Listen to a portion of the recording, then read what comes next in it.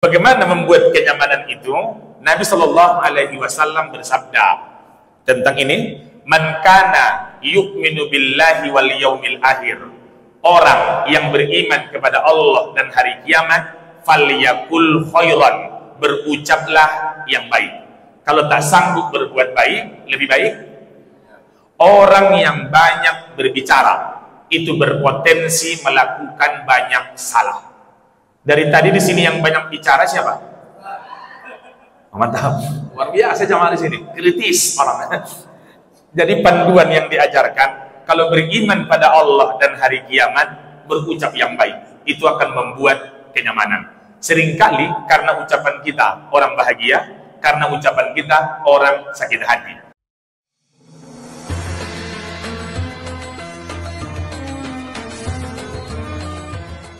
Bismillahirrahmanirrahim. Assalamualaikum warahmatullahi wabarakatuh. Alhamdulillah, wassalatu wassalamu ala rasulillah Sayyidina Muhammad ibn Abdillah wa ala alihi wa mawalah. Subhanaka la ilma lana illa ma 'allamtana innaka antal alimul hakim. Rabbi shrah li sadri wa yassir li amri wahlul 'uqdatam min lisani yafqahu qawli. Rabbi yassir wa la tu'assir, rabbi tammim bil khair, la haula wa la quwata illa billahil aliyil azim. Sama-sama kita muliakan Bapak Imam kita, Imam Masjid Nurul Islam, yang mulia Ketua Masjid Nurul Islam beserta seluruh pengurus dan bapak-bapak serta ibu-ibu jamaah rahimakumullah. Sebagai hamba Allah yang beriman, kita selalu dan senantiasa bersyukur kepada Allah dengan mengucapkan alhamdulillahi rabbil alamin. Menurut Imam Al-Ghazali, syukur itu setidaknya ada 3. Yang pertama, asyukru bil qalbi, syukur dengan hati, keyakinan dalam jiwa bahwa semua nikmat bersumber dari Allah, meskipun terkadang melalui perantara orang lain. Saya ulang, syukur dengan hati, keyakinan dalam jiwa bahwa semua nikmat hakikatnya bersumber dari Allah walaupun melalui perantara orang lain. Contoh, suatu saat anak ibu yang di Jakarta nelpon, "Assalamualaikum ma." "Waalaikumsalam." "Uang yang 2 juta udah sampai?" Kata ibu, "Alhamdulillah sudah." Secara adat, hakikat berbeda. Secara adat, yang mengirim uang adalah anak, sebab akibat. Tapi keyakinan di hati kita, ini rezeki hakikatnya bersumber dari Allah. Kenapa? Kalau Allah tak memberikan rezeki kepada anak, tak mungkin dia mengirimkan kepada saya. Atau sebaliknya, andai Allah memberikan dia rezeki, tapi Allah tidak membukakan hatinya, mungkin juga tak sampai kepada saya. Artinya, keyakinan di dalam hati kita ini bersumber dari Allah Subhanahu wa ta'ala. Walaupun secara syariat, secara adat yang mengirim adalah anak.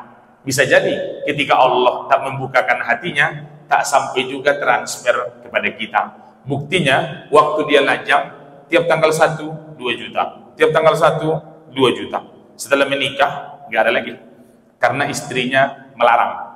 Dia dapat istri BCL, bini cilako. Tipenya tipe Israel, suka menjajah dan menguasai.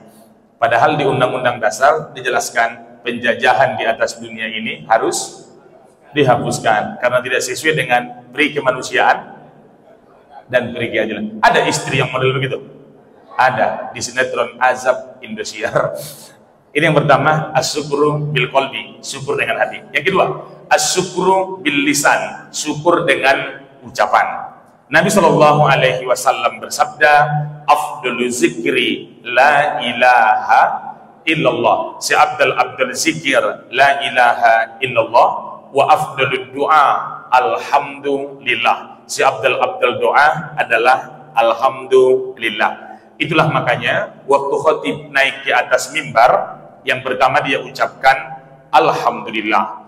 Ketika kita menengadahkan tangan dan berdoa, itu juga yang pertama kita ucapkan alhamdulillah. Bahkan ketika kita bangun tidur, itu juga yang pertama kita ucapkan. Alhamdulillahilladzi ahyana ba'dama amatana wa ilaihin nusur. Itulah doa yang sering dibaca jamaah kalau ustadznya selesai ceramah. Karena waktu ceramah tidur dia. Selesai ceramah, alhamdulillahilladzi ahyana ba'dama amatana wa ilaihin nusur. Jadi jamaah yang mulia, dengan 3 syukur ini, maksudnya ya, yang pertama tadi syukur dengan hati, yang kedua syukur dengan ucapan, yang ketiga syukur dengan perbuatan, menggunakan anugerah nikmat yang Allah kasih ke jalan yang Allah ridhoi. Dikasih kita mata, kita pandang yang elok-elok. Diberikan kita otak, kita berpikir yang baik-baik. Dikasih kita kaki, kita melangkah ke tempat yang terbaik. Termasuklah pada malam hari ini, tiap langkah kita dihitung sebagai amal ibadah. Surat Yasin, surat 36, ayat yang ke-12. Inna nahnu nuhyil mauta. Sungguhnya orang meninggal kelak akan kami hidupkan kembali. Wa naktubu ma qaddamu wa asaruhum. Setiap bekas tapak kaki, bekas-bekas langkah, wa kulla syai'in, semuanya itu ahsainahu fi imamin mubin. Kami tulis dalam catatan amal ibadah mereka. Termasuk diberikan Allah kita mulut, kita berucap yang baik-baik. Itu tanda bersyukur. Kenapa kita berucap yang baik-baik? Karena kita sadar semua yang keluar dari mulut kita akan dicatat dan diminta laporan pertanggungjawaban. Surat Qaf, surat 50 ayat 18. Ma yalfizu min qaulin, apapun yang terucap dari lisanmu, illa ladaihi raqibun atid. Semua masuk dalam catatan malaikat raqib, semua masuk dalam catatan malaikat atid. Walaupun ucapannya sedikit, ya, al-zalzalah surat 99 ayat 7 dan ayat 8 menjelaskan itu. Faman ya'mal misqala dzarratin khairan yara wa man ya'mal misqala dzarratin syarran yara. Kecil kebaikan keburukan yang kita lakukan, termasuk yang keluar dari mulut kita, ya roh, akan dilihat oleh mata, akan diminta pertanggungjawaban di hadapan Allah. Saya berharap berdoa, mudah-mudahan kita yang hadir ini termasuk abad dan syakuro, hamba-hamba Allah yang bisa bersyukur. Amin ya rabbal alamin. Bersolawat kepada Nabi. Allahumma salli ala sayyidina Muhammad wa ala ali sayyidina Muhammad. Di surat Al-Ahzab, surat 33 ayat 56, Allah memerintahkan orang-orang beriman untuk bersolawat kepada Nabi. Hanya orang beriman yang diperintahkan. Innallaha, sesungguhnya Allah, wa malaikatahu, malaikat-malaikat Allah, yusalluna ala nabi, bersolawat kepada Nabi. Ya ayyuhalladzina amanu, yang dipanggil hanya orang-orang beriman. Sallu alaihi, bersolawatlah pada Nabi. Wasallimu taslima, bersalamlah sebagai hilang pula bahan ceramah mendengar itu. Wasallimu taslima, bersalamlah sebaik-baik salam. Terus apa efeknya ketika saya bersolawat? Salah satunya adalah syafaat. Al-Quran sedikit membocorkan kehidupan kita besok setelah kematian. Di Al-Quran nama suratnya Abasa, urutan surat 80, nomor ayat 33 sampai 37. Fa'idha ja'atis soho, ketika tiupan sangkakala ditiupkan oleh malaikat. Yauma yafirrul mar'u min akhi, seseorang akan lari dari saudaranya. Lari menjauh atau mendekat? Lari menjauh atau mendekat? Menjauhlah, namanya juga lari. Lari dari saudara. Wa ummihi wa abi, begitu pula dengan ibu dan ayahnya, menjauh. Wa sahibatihi wa bani, akan lari dari pasangan hidup dan anak-anak. Kenapa? Likulli imri'in minhum yauma idin sya'nu yughni, karena saat itu kita hanya sibuk mementingkan diri kita sendiri. 5 simbol terdekat kita. Pertama, saudara, ibu, ayah, pasangan, anak-anak. Semuanya akan lari sibuk mengurus hidup masing-masing. Masa iya Pak Ustadz? Jangankan di akhirat Bapak Ibu, di dunia saja seringkali orang menyelamatkan diri ketika datang musibah dan cobaan. Sedang naik di lantai 9, melihat-lihat satu pemandangan. Akhirnya digoncang gempa 9,7 skala Richter.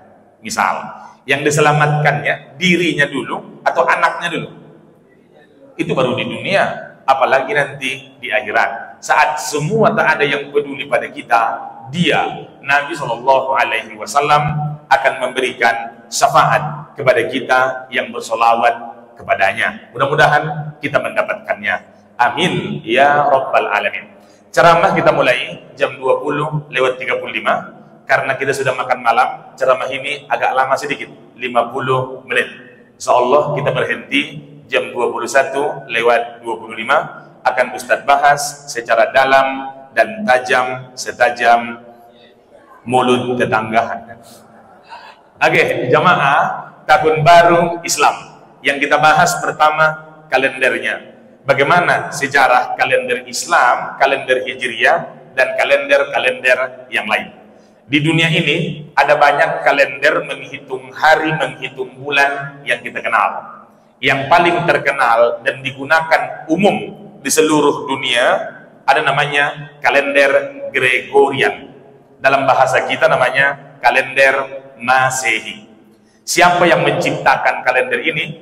Raja Romawi, namanya Julius Caesar, tahun 45 sebelum Masehi. Dan dia membuat kalender ini, nama-nama bulannya berdasarkan nama dewa dan dewi Yunani. Contoh, Januari itu berasal dari nama dewa Janus. Janus, Januari artinya dewa yang bermuka dua. Kenapa begitu? Karena Januari 2025 bisa menengok ke belakang, Desember 2024. Dia bisa menengok ke depan, Februari 2025. Karena bisa menengok ke depan dan ke belakang, namanya Januari. Makanya jamaah yang mulia disebut dia bermuka dua. Makanya kalau ada kawan ibu bermuka dua, namanya munafik, namanya itu. Munafik, menjegal kawan seiring, menikam dari belakang, musuh dalam selimut, pagar makan tanaman, ular berkepala komodo. Jadi jamaah yang saya muliakan, tahun 1582 pemimpin agama Katolik namanya Paus Gregorius menyempurnakan kalender ini, dibantu oleh astronom saat itu namanya Aloysius Lilius. 1582 menyempurnakan kalender yang tadi, sehingga sampai sekarang masih berlaku 2025. Makanya secara internasional namanya kalender Gregorian, karena yang menyempurnakannya tadi Paus Gregorius. Ini kalender pertama yang umum dan ini yang paling terkenal. Kalau sekarang ditanya tanggal berapa, jawaban kita ke sana, 13 Juli 2025. Hijriahnya berapa? Entahlah, yang penting Hijriah. Itu bertanda bahwa lebih umum kita gunakan dan kita hanya mengingat itu. Satu. Ada yang kedua, kalender itu yang kita kenal namanya kalender Imlek. Ini saudara kita, orang-orang Tionghoa masih menggunakannya.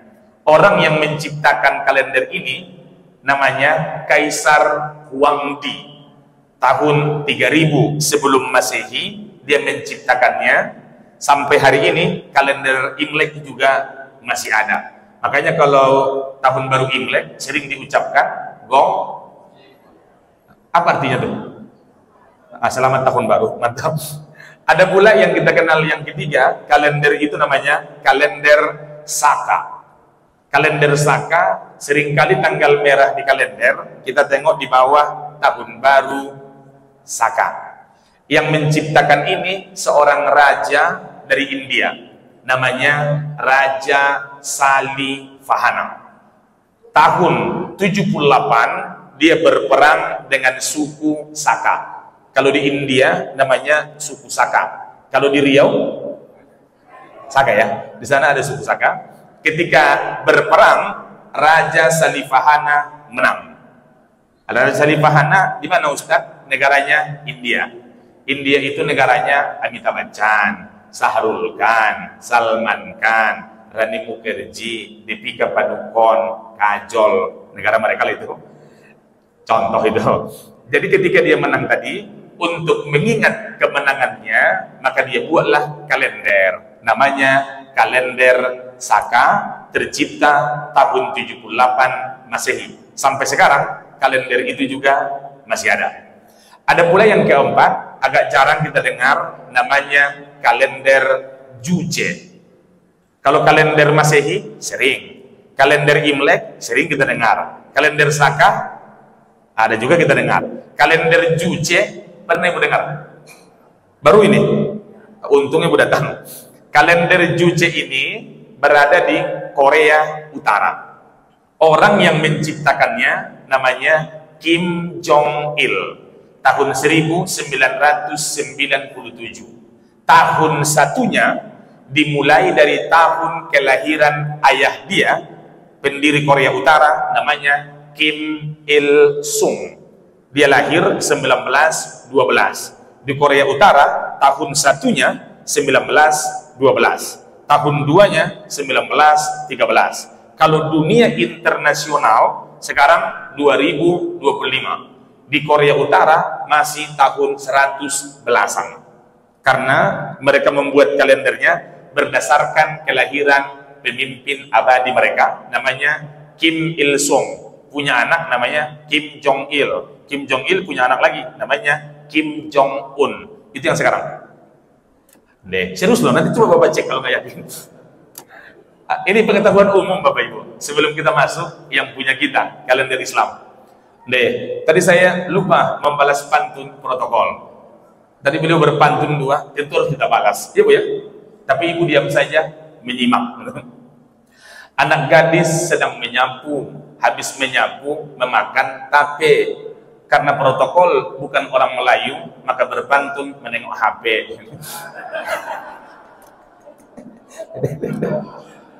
Oke, jamaah yang saya muliakan. Ada yang kelima tadi, punya kita kalender Islam, namanya kalender Hijriah. Di zaman Nabi Muhammad, kalender ini belum ada. Adanya di zaman Khalifah Umar bin Khattab tahun 17 Hijriah. Berarti 7 tahun setelah Nabi Muhammad meninggal dunia, baru ada kalender Islam. Kita buktikan ya. Nabi Muhammad lahir tanggal 12 bulan Rabiul Awal tahun, ada tahunnya, tahun gajah, itu aja. Orang dulu untuk mengingat peristiwa, mengingat tahun, peristiwa yang terkenal saat itu diceritakan. Sama dengan kakek kita di zaman dulu, untuk mengingat sesuatu, maka dia bercerita tentang peristiwa. Contoh, atu, oh atu, kata atunya, yoi. Atuk lahir kapan? Jawaban atuknya, waktu umur atuk 7 tahun, Belanda pergi dari Indonesia. Akhirnya kita menghitung kan?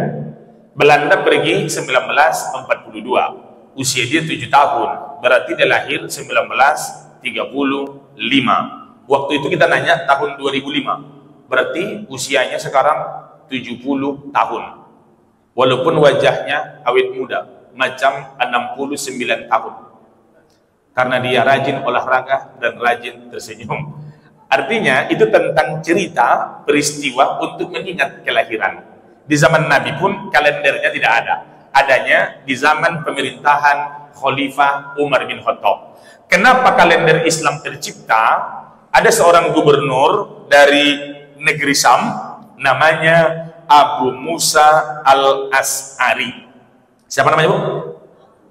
Abu Musa al-As'ari menulis surat ke atasannya khalifah.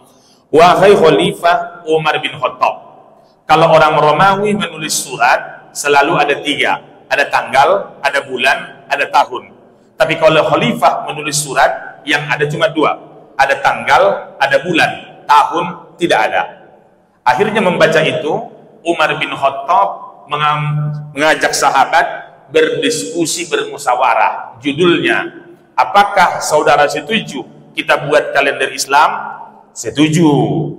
Pertanyaan berikutnya, kita mulai tahun 1 kapan? Disinilah perbedaan pendapat terjadi. Orang pertama mengusulkan kita buat saja tahun 1-nya waktu Nabi Muhammad lahir. Usulan ini tentu ditolak karena waktu Nabi lahir orang saat itu masih jahiliyah.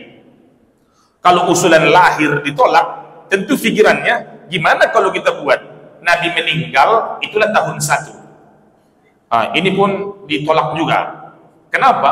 Gimana merayakan kebahagiaan dengan kesedihan? Datanglah Utsman bin Affan. Kita buat saja tahun 1-nya waktu Nabi diangkat menjadi Rasul.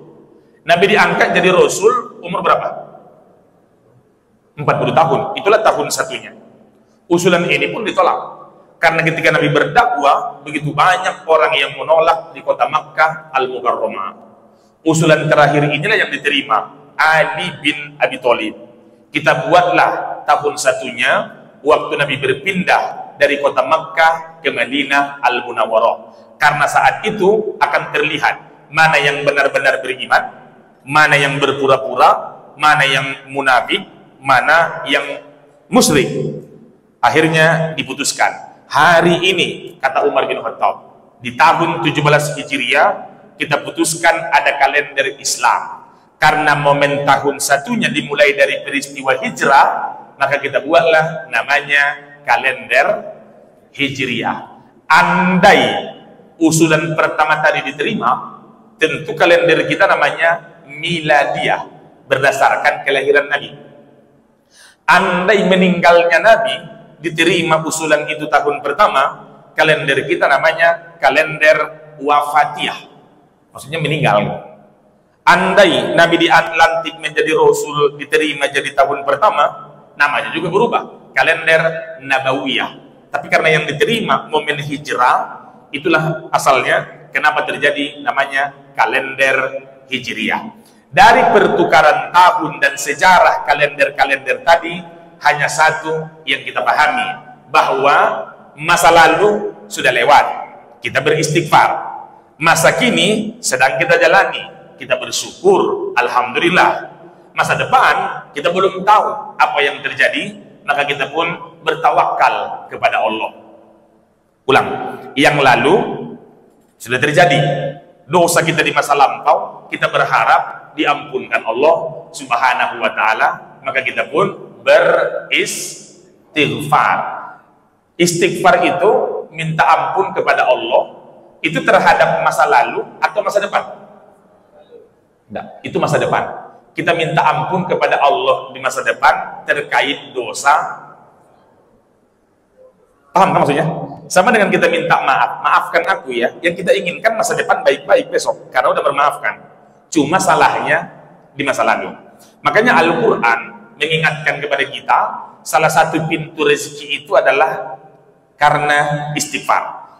Ayatnya surat Nuh, urutan surat 71, nomor ayat 10, 11, 12. Fakultustaghfiru rabbakum innahu kana ghaffara. Beristighfarlah kepada Allah karena Allah Maha Pengampun. Yursilis sama'u alaikum midrara. Allah turunkan hujan dari langit, wa yumditkum bi amwalin wa banin. Ketika itu Allah tambahkan harta, Allah tambahkan anak, wa yaj'al lakum jannat wa yaj'al lakum anhara. Allah buat kebun semakin subur dan sungai sebagai sumber kehidupan. Beristighfar dengan dosa masa lalu, bersyukur dengan masa kini. Dan salah satu pintu rezeki juga adalah rizki karena bersyukur. Al-Quran menyebutkan di surat Ibrahim, apa namanya Ibu?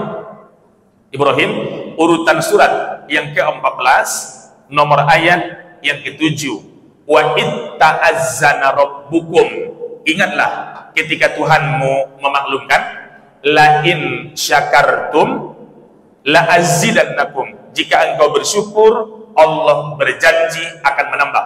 Wa la in kafartum inna adabi lasyadid. Kalau engkau kufur, adab Allah sangat gede. Itu tentang bersyukur. Syukur artinya tampakkan, kufur artinya tutupi. Kalau ditanya keadaan, mengeluh, mengeluh, dan mengeluh.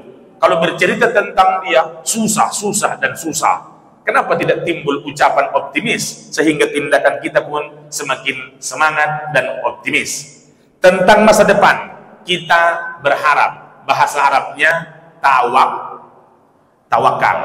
Al-Quran mengingatkan di surat Al-Insyirah. Apa namanya, Bu? Al-Insyirah itu Alam Nasrah.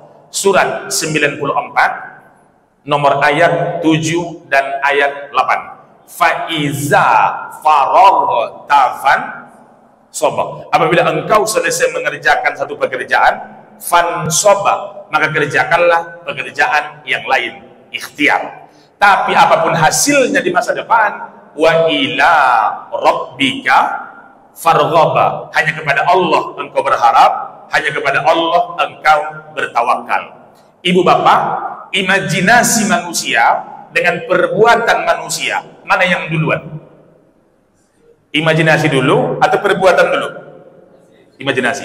Apa yang kita pikirkan tentang masa depan, belum tentu itu yang akan kita alami di masa depan. Artinya, kalau sesuai dengan yang kita pikirkan, kita berjaya dan berhasil, kita tidak akan sombong. Karena kita yakin ini ujian, apakah kita bersyukur atau tidak. Andai yang kita pikirkan itu tidak terjadi, kejadian yang buruk terjadi pada kita di masa depan, itu juga ujian. Apakah kita bersabar atau tidak? Ibu bapak, mana lebih mudah? Bersyukur dengan nikmat atau bersabar dengan musibah? Ulang, bersyukur dengan nikmat yang ada, atau yang kedua, bersabar dengan musibah yang Allah berikan. Lebih mudah mana? Rupanya tidak, lebih mudah bersabar. Makanya perintah bersyukur di Al-Quran itu jauh lebih banyak daripada perintah untuk bersabar. Contoh, 31 kali Allah ulang-ulang di surat Ar-Rahman. Fabi ayyi ala'i rabbikuma, nikmat Tuhanmu yang mana yang engkau dustakan? Nikmat Tuhanmu yang mana yang engkau tidak bisa syukuri? Kenapa? Seringkali manusia ketika sudah di atas lupa diri, lupa daratan, bahkan lupa Tuhan. Tapi ketika sedang down, ada masalah, tertekan, refleks, dia akan mengangkat tangan, mengandalkan Tuhan, mengandalkan Allah Subhanahu wa ta'ala. Oke, saya ulang. Jamaah, oh jamaah, suara Ustadz jelas nggak? Kalau tak jelas maklum nggak ya? Mikrofon kita, mikrofon luar mantap, mikrofon dalam pun mantap juga. Oke, saya mau ngomong sesuatu, ada rekaman, takut kulawak gara-gara itu. Jadi jamaah, itu poin pertama. Dengan hijrah yang ada, pelajaran kepada kita tentang masa lalu beristighfar, dengan masa kini kita bersyukur, dengan masa depan kita bertawakal. Ketika Nabi sampai ke Madinah Al-Munawwarah, pidato pertama Nabi setidaknya ada 4. Dan ini pelajaran kepada kita untuk membangun peradaban, untuk muhasabah, dan meningkatkan ketakwaan dan keimanan. Pertama, ayyuhan nas, wahai manusia. Berarti kita masuk atau tidak? Masuk. Afsus salam, tebarkanlah salam. Secara bahasa, salam artinya assalamu alaikum, dan itu hak dan kewajiban kita. Apa kata Nabi SAW? Hakul muslim alal muslim situn. Hak dan kewajiban kita kepada yang lain, 1, apabila berjumpa, idza laqitahu fasallim alai. Jumpa dengan orang, ucapkan salam. Secara bahasa, jumpa dengan orang, assalamualaikum, semoga Allah menyelamatkanmu. Assalamualaikum, semoga Allah menyelamatkan hartamu. Assalamualaikum, semoga Allah menyelamatkan anakmu. Assalamualaikum, semoga Allah menyelamatkan suamimu dari pelakor dan lain-lain. Assalamualaikum, semoga Allah menyelamatkan dirimu, dan seterusnya. Itu secara harfiah. Tapi yang disebut Nabi tentang peradaban di sini, dimanapun engkau tinggal, buatlah kenyamanan. Sehingga kalau kita ada orang bahagia, kita berbicara orang bergembira, kita pergi orang mencari, kita meninggal orang menangisi. Bertanda orang jahat atau orang baik, model begitu. Orang baik. Yang kita takutkan waktu kita ada orang resah, waktu kita ngomong orang gelisah. Kita pergi orang bahagia, kita meninggal orang bilang alhamdulillah. Bisa terjadi nggak seperti itu? Waktu Abu Jahal meninggal, Nabi Muhammad sedih atau bahagia? Entahlah Ustaz, aku tidak hadir dalam peristiwa itu. Nabi mengucapkan Fir'aunnya umat ini udah meninggal dunia. Itu menandakan Nabi tidak bersedih. Kenapa? Dengan tingkah Abu Jahal. Abu Jahal itu nama gelar. Nama aslinya Umar bin Hisham. Orang Mekah membuat gelarnya Abul Hakam, bapak yang bijaksana. Dalam Islam dikenal namanya Abu Jahal. Abu artinya bapak, Jahal artinya bongak. Abu Jahal, ya bapak bongak. Serius Bu. Abu Jahal punya besti namanya Abu Lahab. Abu artinya bapak, Lahab wajahnya merah karena sering marah. Jadi kalau suami sering marah namanya emosi. Mudah kali ngomong Abu Lahab kan. Jadi jamaah yang mulia, artinya ini mengajarkan kepada kita, buatlah kenyamanan. Bagaimana membuat kenyamanan itu? Nabi Shallallahu Alaihi Wasallam bersabda tentang ini, man kana yu'minu billahi wal yaumil akhir. Orang yang beriman kepada Allah dan hari kiamat, falyakul khairan, berucaplah yang baik. Kalau tak sanggup berbuat baik, lebih baik orang yang banyak berbicara itu berpotensi melakukan banyak salah. Dari tadi di sini yang banyak bicara siapa? Mantap, luar biasa jamaah di sini, kritis orang. Jadi panduan yang diajarkan, kalau beriman pada Allah dan hari kiamat, berucap yang baik, itu akan membuat kenyamanan. Seringkali karena ucapan kita orang bahagia, karena ucapan kita orang sakit hati. Tadi Pak Ketua bilang malam ini muhasabah. Kira-kira ucapan kita lebih banyak membahagiakan orang atau menyakiti hati orang? Alhamdulillah, di depannya membahagiakan, di belakangnya urusan lain. Yang kedua, dalam hadis ini, man kana yu'minu billahi wal yaumil akhir falyukrim jarah. Kalau beriman pada Allah dan hari kiamat, maka muliakanlah tetangga. Tetangga itu, Bapak Ibu, kita butuh atau tidak? Butuh. Kalau ibu punya tetangga yang kepo, itu nikmat atau musibah? Ya, itu nikmat. Rumah kita aman waktu pulang kampung gara-gara tetangga yang kepo. Iya serius. Makanya ketika ada orang lalu lalang di depan rumah, maka istrinya langsung mengintip di balik gorden. Dipanggilin suaminya. Langsung dia keluar. Ngapain kalian di sini? Ini rumah tetangga saya. Ada apa? Nggak ada Pak. Lari maling. Artinya tetangga yang kepo adalah CCTV yang paling bagus, paling murah, dan paling berkualitas. Iya, makanya Nabi mengajarkan kepada kita berbuat baik pada tetangga kalau memang beriman pada Allah dan hari kiamat. Ustadz, berapa lama ceramah ini? Tadi rencana 50 menit. Cuma jamaah udah 3 orang yang keluar. Jadi satu babak sepak bola 45 menit. Oh, ngambil wudhu rupanya, bukan pulang. Ustaz ngomong langsung mah baru disebut menjaga ucapan gitu. Oke, yang kedua. Yang ketiga, man kana yu'minu billahi wal yaumil akhir falyukrim dhaifah. Kalau engkau beriman pada Allah dan hari kiamat, muliakanlah tamu. Dalam Islam terburu-buru tidak boleh. Tapi yang 5 ini harus lakukan dengan segera. Nomor satu, memuliakan tamu, menghidangkan makanan yang ada. Ada orang membeda-bedakan tamu tergantung kekayaan dan kemiskinan. Ada nggak? Ada. Kalau datang orang kaya dikasih teh talua, misalkan, dimuliakan, kata-katanya manis, ucapan kita sopan. Itu kalau yang datang yang hebat. Kalau yang datang orang biasa, kadang-kadang dikasih, kadang-kadang tidak. Kalau datang pejabat dikasih kopi susu, datang ustadz dikasih air putih. Mana buktinya? Nih. Bercanda. Yang udah tersinggung Bapak Ibu. Itu sehat. Entah sehat atau harga gula mahal, tak tahulah. Udah dibungkuskan Pak Ustadz. Entah kepala kambing atau kaki kambing. Nanti kita tengok. Artinya ada orang membeda-bedakan itu. Kalau datang mertuanya dengan datang orang tuanya beda. Datang orang tuanya dimasaknya ayam, datang mertua dikasihnya bayam, sampai asam urat mertuanya itu. Datang orang tuanya dibawahnya living ward, datang mertua pasar kaget lebih dekat. Ada nggak orang model begitu? Adalah, masa nggak ada. Jadi memuliakan tamu.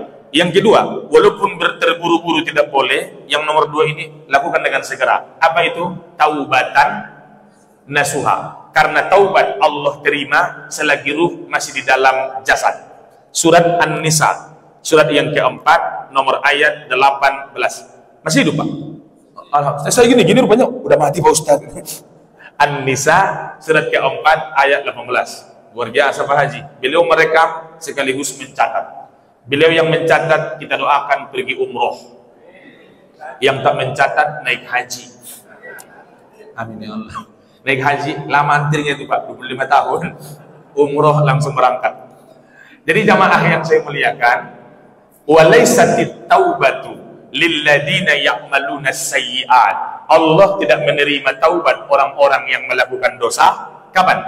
Hatta idha hadara ahadahumul maut qala inni tubtul an. Kalau dia sudah meninggal, baru dia mengatakan, sekarang aku bertaubat. Walalladzina yamutuna wa hum kuffar. Allah juga tak menerima taubat yang kedua, orang-orang yang meninggal dalam keadaan kufur. Ulaika a'tadana lahum azaban alima. Kepada orang berbuat dosa tak mau taubat, kepada orang yang tidak beriman sampai mati, kami persiapkan azab yang sangat pedih. Jadi taubat itu harus disegerakan. Karena malaikat maut datang, tidak pernah menengok umur, tidak pernah menengok akte kelahiran. Ada kadang-kadang orang udah tua tak meninggal-meninggal. Ada nggak? Ada. Umurnya 74 tahun, sakit-sakitan, tak meninggal-meninggal juga. Menantu udah capek mendoakan. Kata menantunya, ya Allah, kalau memang mertuaku ada harapan sembuh, sembuhkan ya Allah. Tapi kalau memang tak ada harapan, gelangnya udah lama ku incar ya Allah. 2 minggu kemudian sehatnya itu. Yang meninggal menantunya. 1 bulan kemudian ditabrak mobil puso. Artinya ajal tak pernah menengok umur, ajal tidak pernah menengok penyakit. Termasuk kita yang hadir ini, tak tahu kita kapan dan siapa yang duluan. Mungkin jamaah duluan, ustadz terakhir, atau ustadz yang terakhir, jamaah yang duluan. Itu rahasia Allah subhanahu wa ta'ala. Gitu kayak gitu. Yang pertama tadi, memuliakan tamu. Yang kedua, taubatan nasuha. Yang ketiga, apa yang harus segerakan? Pembayaran utang. Makanya tadi protokol mengatakan, yang semangat menjawab salam, lunas utang-utangnya. Kenapa beliau ngomong itu? Karena dia tahu, yang harus disegerakan itu membayar utang. Ayat yang paling panjang di Al-Quran, Al-Baqarah, surat kedua, ayat 282, berkaitan dengan utang piutang. Utang adalah pemutus silaturahim paling tajam di saat ini. Kenapa? Aslinya seseorang itu terlihat waktu minjam atau waktu ditagih. Waktu ditagih, waktu dia meminjam ramahnya luar biasa. Ketika ditagih sangar, na'udzubillah. Ada orang model begitu? Ada. Mana dia? Nggak datang deh ya. Mungkin dia tahu mau dibahas. Ngapain datang? Katanya. Bayar utang. Yang keempat, harus segerakan itu apa? Rupanya sholat di awal waktu. Di Al-Quran Allah menjelaskan di An-Nisa surat yang keempat ayat 103 di ujung ayat, innas sholata kanat alal mu'minina kitabam mauquta. Salat itu Allah wajibkan, waktunya telah ditetapkan. Ibu, salat zuhur jam 1 bisa nggak?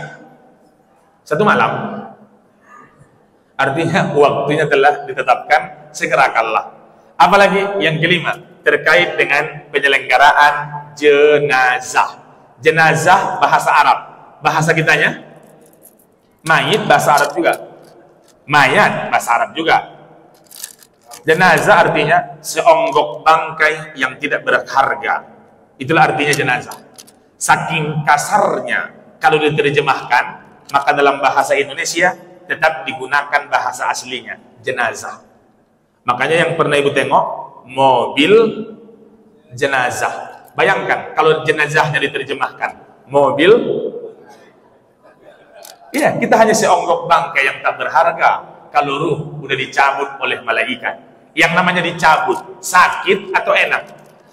Sakit lah. Makanya ada doa diajarkan, Allahumma hawwin alaina sakaratil maut wan najata minan nar wal afwa. Pidato pertama Nabi terkait tadi tentang sosial, afsus salam, tebarkanlah salam dimanapun kita berada. Tebarkan nilai-nilai positif, ucapan kita, ucapan yang baik-baik, cara kita bertetangga, tetap memuliakan, menghadapi tamu, tetap kita lakukan yang baik-baik. Nomor 1. Jam berapa? Tadi janjinya lewat 25. Sabar ya, 7 menit lagi. Nggak apa-apa, Pak?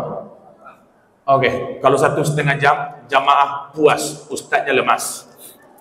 Kenapa? Belum makan ustadz itu tadi. Yang kedua, pidato pertama Nabi, wasilul arham, sambunglah silaturahim. Quran mengajarkan kepada kita tentang persaudaraan. Setidaknya saudara yang kita kenal itu ada 3. Yang pertama, saudara karena ada hubungan darah. Bahasa Arabnya kirobah, kerabat. Dan rupanya berbagi, berinfak yang paling bagus kepada orang yang ada hubungan darah. Al-Baqarah surat kedua ayat 215.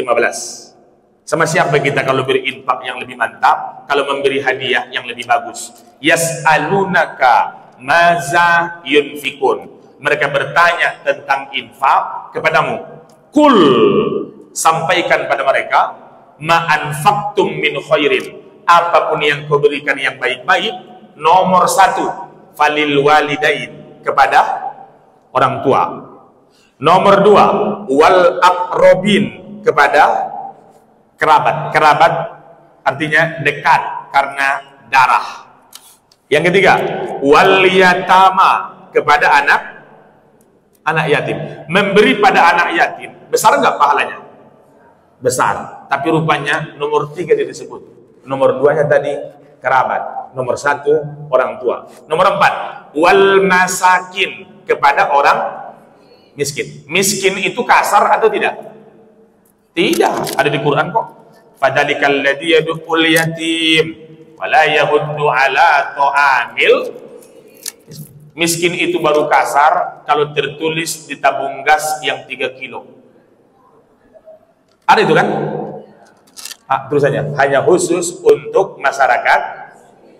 Mana tahu ada kawan-kawan ibu yang sombong, fotokan tabung gas yang di dapur. Kirim sama dia. Hai kawanku yang baik hati, kalau benda ini ada di dapurmu, janganlah berlagak sombong. Karena benda ini hanya khusus untuk masyarakat. Mana tahu, tapi adegan ini jangan lakukan tanpa bimbingan ahli, berbahaya. Bapak Ibu, jamaah yang melihat miskin. Habis itu wabnus sabil, ibnu anak sabil, jalan. Ibnu sabil, anak jalanan, salah, musafir, orang yang dalam perjalanan. Artinya satu di antaranya yang harus diutamakan adalah orang yang ada hubungan darah dengan kita.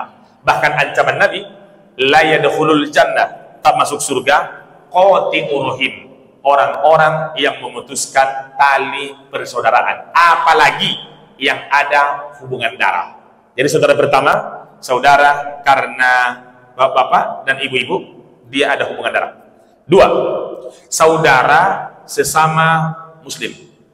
Bapak cek surat Al-Hujurat, urutan surat 49, nomor ayatnya, ayat yang ke-10.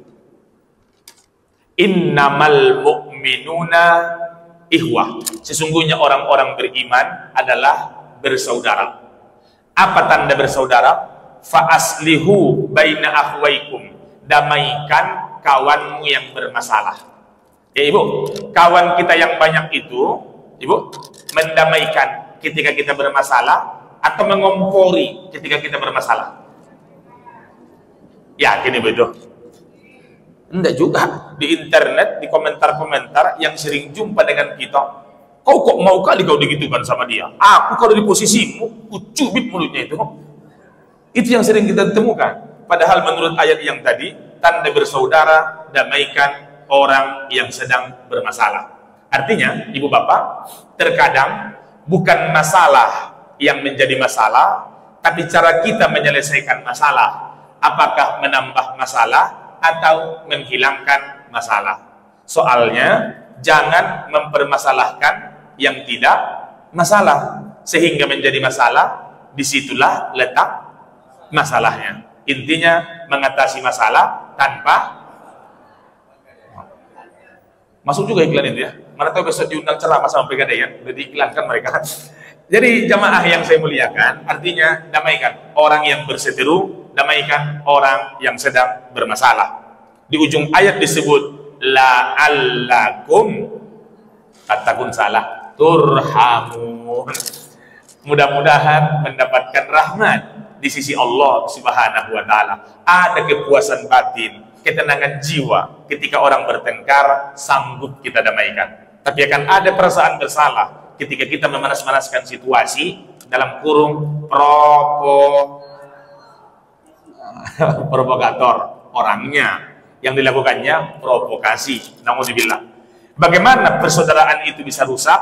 Al-Hujurat surat 49 ayat 11 dan 12. Ayat berikutnya, ya ayyuhalladzina amanu, wahai orang yang beriman, la yashhar qaumun min qaumin, jangan mengolok-olok orang gara-gara beda suku.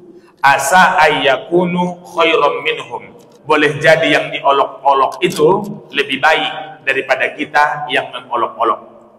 Wala nisa'um min nisa, asa ayyakunna khairam minhunna. Perempuan jangan mengolok-olok perempuan lain gara-gara warna kulit, bentuk tubuh, asal dia dari mana. Kenapa? Bisa jadi yang diolok-olok amalnya lebih baik, perangainya lebih halus, tutur katanya lebih santun daripada kita. Bahasa kitanya mengolok-olok, bully namanya kan, mencemeh orang gara-gara beda suku, menghina orang gara perbedaan warna kulit dan bentuk tubuh. Bahasa kitanya sekarang body, masa body kan? Body shaming, menghina orang gara-gara bentuk tubuh, menghina orang gara-gara warna kulit, meremehkan orang gara-gara beda suku. Bapak Ibu, ada yang kita tidak meminta, ada yang kita meminta dan berusaha. Soal suku, jenis kelamin, kita meminta atau tidak? Tidak. Allah yang menetapkan. Kalau kita menghina suku orang, menghina gender orang, sama dengan menghina dia yang menciptakan segalanya. Yang kedua, bisa merusak kita. Wala talmizu anfusakum, silaturahim kita yang begitu bagus ini jangan rusak dengan menjengkal kehidupan orang lain. Jangan menghinakan dirimu, maksudnya jangan merendahkan, meremehkan orang lain. Ibu, oh jemaah, sifat sombong itu manusiawi atau tidak? Dua jawaban. Sebelah situ manusiawi, sebelah situ enggak, sebelah sana entahlah. Mana yang benar? Itu jawabanku. Seringkali orang merasa lebih besar, lebih hebat karena orang lain. Maksudnya karena kelebihannya dibandingkan dengan orang lain. Apa yang berpotensi membuat manusia menjadi takabur? Takabur itu dua. Pertama, baturul haq, menolak kebenaran. Ibu, menantu dengan mertua, siapa lebih tua? Normalnya mertua. Ada nggak yang menantunya lebih tua dari mertuanya? Ada. Ini menantu yang lebih muda ngomong sama mertuanya, "Ma, iya. Tadi mak minjem duit sama Pak Ajis yang di RT 2. Iya. Jangan lagi minjam sama dia, mak. Dia rentenir, riba. Kata ustaz yang ceramah, haram." Yang dibilang menantunya salah atau betul? Betul. Tapi karena mertua merasa lebih tinggi, kau belum jadi menantuku, aku udah minjam duit sama dia. Kau baru 3 tahun jadi menantu, udah ngatur-ngatur. Ingat, hanya donatur yang bisa mengatur. Jadi jamaah yang mulia, itu batur, itu kesombongan. Yang kedua, wa ghamtun nas, menjengkal, merendahkan hidup orang lain. Bapak catat ya, Ali Imran surat ketiga ayat 140. Quran mengingatkan semua akan diputar balik. Wa tilkal ayyam nudawiluha bainan nas. Hari-hari itu kami putar balik di antara manusia. Jangan membusung dada, jangan merasa hebat. Semua bisa berubah. Intinya jamaah, apa yang membuat orang menjadi takabur? Satu, bisa karena harta. Bisa nggak? Quran mengingatkan di surat Al-Alaq, surat 96, ayat 6 sampai ke 8. Kalla innal insana lafi husrin, salah, layatogho. Seringkali manusia lupa diri, lupa daratan. Kapan? Ar-ra'ahus taghna, ketika merasa hidupnya mapan dan berkecukupan. Padahal inna ila rabbikar ruj'a, harta itu ujungnya ada 2. Kalau bukan harta meninggalkan kita, kita yang meninggalkan harta. Ibu mau yang mana? Ibu meninggalkan harta atau harta meninggalkan ibu? Enggak, dua-duanya. Mana bisa? Itu pasti akan terjadi. Dan jamaah yang mulia, orang bisa takabur karena harta. Orang bisa sombong karena leluhur. Bisa nggak? Bisa. Masa iya Pak Ustadz? Kita diingatkan di surat As-Sajadah, urutan surat yang ke-32 ayat yang ke-8. Summa ja'ala naslahu min sulalatin mimma'im mahin. Kemudian kami jadikan keturunan manusia itu dari saripati air yang hina. Tak perlu saya terjemahkan apa air yang hina. Mau dia keturunan darah biru, air yang hina. Keturunan rakyat jelata, air yang hina. Tapi seringkali orang merasa hebat gara-gara leluhurnya. Ada nggak? Ada. Kami orang lama di sini. Leluhur kami tinggal di sini. Menurut sejarah, jin lebih duluan Allah ciptakan daripada manusia. Mana tahu ada orang menyombongkan diri begitu, bilang sama dia, Pak, jin lebih lama di sini daripada Bapak. Tapi jin tidak pernah menyombongkan diri. Berarti Bapak lebih parah daripada tetangganya. Jadi jamaah yang mulia, intinya Bapak Ibu, Quran mengajarkan tadi di ayat itu, jangan merasa dirimu hebat. Yang merusak lagi apa? Wala tanabazu bil alqab. Jangan panggil orang dengan nama yang buruk. Ibu, makin akrab dengan orang, panggilan kita makin kasar atau makin halus? Makin kasar lah. Pertama-tama kenal, ramah. Gitu kan? Lama-lama menambahi orang namanya. Besok di rumah siapa wirid PKK? Di rumah Ibu Rani. Rani mana? Rani Gendut. Contoh, karena badannya besar. Ibu yang badannya besar, jangan tersinggung. Dalam Al-Quran, yang masuk surga, yang berat timbangannya. Yang penting timbangan itu. Jadi jamaah yang saya muliakan, intinya itu bisa merusak. Ayat berikutnya, ayat 12. Ya ayyuhalladzina amanu, wahai orang beriman. Udah jam berapa? Udah 1 jam Pak rekamannya? Bukan, jamaah udah resah itu nampaknya. Ibu udah capek? Ibu udah ganti duduk 3 kali. Pertama bersila, Lama-lama kakinya dua-dua ke depan, lama-lama dua-dua ke belakang. Nggak apa-apa, itu namanya kesemutan. Kenapa ibu kesemutan? Karena ibu manis, maka semut pun datang. Luar biasa. Oke, sabar ya. Itu baru dua kita bahas. Dua lagi kita sambung tahun baru yang akan datang. Jadi jamaah yang mulia, ya ayyuhalladzina amanu, wahai orang beriman, ijtanibu katsiran minadz-dzanni, jauhkan daripada banyak berburuk sangka. Itu merusak. Wala tajassasu, jangan mencari-cari salah orang lain. Wala yaghtab ba'dukum ba'do, jangan menggunjing satu di antara yang lain. Artinya, saudara kita, saudara karena ada hubungan keimanan, saudara sesama muslim. Yang lebih besar lagi, ukhuwah insaniyah. Al-Hujurat surat 49 ayat 13. Quran mengingatkan kepada kita, saudara sesama manusia. Apapun agamanya, siapapun Tuhan yang dia sembah, dimanapun dia beribadah, kalau dia manusia, dia juga saudara kita. Saling menghargai, saling toleransi dalam batas lakum dinukum. Islam jangankan kepada orang yang lain agama, hewan pun dihormati dalam Islam. Makanya hadis Nabi, la tabulanna ahadukum fil juhri, jangan pipis di tanah yang berlubang. Kenapa? Belum tentu semut, mana tahu ular kobra. Rumah sakit langsung.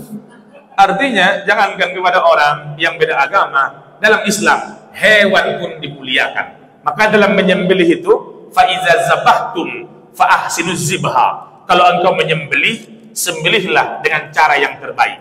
Maka tidak boleh dengan pisau yang berkarat, dengan pisau yang tumpul, apalagi dengan memotong ke atas. Misal, karena memotong itu ke bawah, kalau ke atas menyingso Pak Ustaz. Jadi artinya jamaah yang mulia, diajarkan pada Nabi tadi, afsus salam, tebarkan salam, wasilul arham, sambung silaturahim. Dengan bersilaturahim, rezeki Allah mudahkan. Man aroda, orang yang ingin, ayyubu satu fi rizkihi, dimudahkan Allah rezekinya. Wa yusa'alahu fi umrihi, dimudahkan Allah urusannya. Falyasil rohimah, hendaklah menyambung silatu. Mungkin Bapak Ibu pernah merasakan dengan silaturahim bertambah rezeki. Ustadz pernah, sering, waktu makan di rumah makan, pas mau bayar, dibayarkan orang. Kok bisa? Silatu. Itu pengalaman pribadi. Kenapa diceritakan di sini? Mana tahu besok kita jumpa di tempat makan. Begitulah caranya. Artinya dengan bersilaturahim rezeki dimudahkan. Keponakan ibu baru tamat kuliah, masih menganggur, ada kawan di pengajian, tentu makin luas link itu untuk mendapatkan pekerjaan, untuk menggapai rezeki. Apa pesan Nabi yang ketiga dan keempat? Kita sambung tahun depan, insya Allah, karena udah pas 1 jam. Ibu-ibu pun udah menguap dari tadi, ditahannya sampai air mata keluar. Itu berat luar biasa. Jamaah yang mulia, apa kesimpulan pengajian ini? Bahwa Bapak Ibu kita muhasabah. Iya, saya tak mengajak Bapak Ibu menangis-nangis, tidak, tapi mengajak kita untuk berpikir. Pilihan itu ada sama kita. As-Sams surah 91 ayat 8, 9, 10. Fa'alhamaha fujuraha wa taqwaha, kami ilhamkan pada dia jalan yang buruk dan jalan takwa yang baik. Artinya apapun kita bebas melakukannya, tapi qad aflaha man zakkaha, beruntung orang-orang yang mensucikan diri jalan takwa. Wa qad khaba man dassaha, merugi orang-orang yang memilih jalan yang buruk. Artinya Allah berikan kita kebebasan melakukan apapun, kebebasan berpikir apapun, tapi lakukanlah yang baik-baik, fikirkan yang baik-baik, ucapkan yang baik-baik, insya Allah akan dibalas dengan yang baik-baik. Amin ya rabbal alamin. Ala hazihin niyah wa ila hadratin nabi. Al-Fatihah.